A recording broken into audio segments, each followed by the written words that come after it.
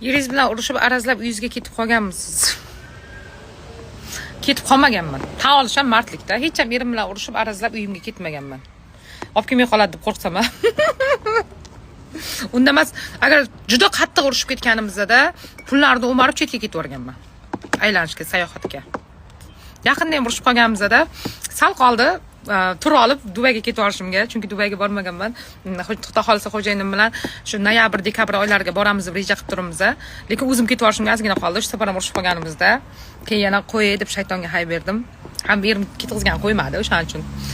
Urushib qolsak shu pullarni o'miraman-da, chet-petga olib, turpur olib ketib boraman. Kallasi ishlagan shunaqa bo'lar. Onanikida nima bor? Onani yuragini siqib, otani yuragini siqib, ertaga kuyov borgandan keyin ikkita o'rtaga sovuqchilik tushirib, bildirmasdan so'rashsa uydagilar meni erim chet elga sayohatga jo'natdi deb qo'ya qolaman-da.